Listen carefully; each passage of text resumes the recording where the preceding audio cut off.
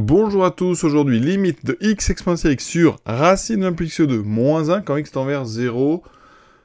C'est tiré du concours Tessia 2023, 5 propositions. C'est pas si facile que ça, comment va-t-on procéder? Tout d'abord, première chose, on voit bien qu'on a une forme indéterminée en haut et en bas, ça tend vers 0. Donc là, c'est déjà plus difficile, on sait pourquoi on est au concours Tessia. Là, il faut avoir quand même des bonnes habilités techniques. Une première chose, c'est que l'exponentiel x, lui, ne nous pose aucun problème, d'accord? La limite, donc, de exponentiel x quand x tend vers 0+, ça fait exponentiel 0, ça fait 1. Conclusion, le problème ne vient pas de l'exponentiel, donc on va l'enlever du calcul, le problème vient du x, ici, sur racine 1 plus x2 moins 1. Comment le traiter?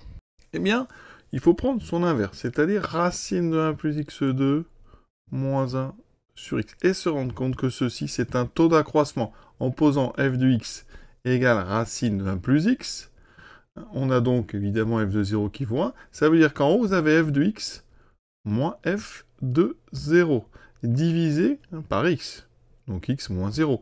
Et ça, vous voyez, c'est du f de x moins f de a sur x moins 1. Et le cours nous dit que si la fonction f est dérivable, et elle l'est, sa dérivée, c'est donc racine de u sur 2 racines de u, voilà, eh bien, comme f est dérivable, eh bien, la limite d'un taux d'accroissement, c'est le nombre dérivé, ici, en 0, donc ça sera f' de 0.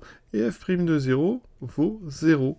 Donc, conclusion, eh bien, la limite de ce quotient, c'est 0. Alors ici, 0 plus ou 0 moins?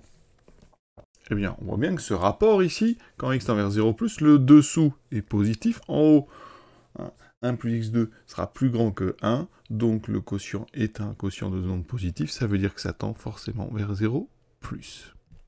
Et donc en inversant la limite quand x tend vers 0 plus de x sur racine 1 plus x2 moins 1, ça sera donc, on inverse 0 plus, ça sera plus l'infini. Vous avez à multiplier par donc l'expression exponentielle x qui tend vers 1, donc le produit par produit, la limite, de notre donc x exponentielle x sur racine 1 plus x2 moins 1, ça sera donc plus l'infini. La proposition correcte, c'est donc la proposition A. Donc deux choses importantes. L'exponentiel ici, il ne nous gêne pas, on n'en tient quasiment pas compte, il tend vers 1. Et rappelez-vous que quand on a un taux d'accroissement, comme ça f de x moins f de 0 sur x, donc x moins 0, ça, vous l'aurez toujours quand vous avez du 0 sur 0, ça c'est intéressant, ça tendra vers f' de 0 évidemment si f est dérivable en 0. Voilà, à bientôt.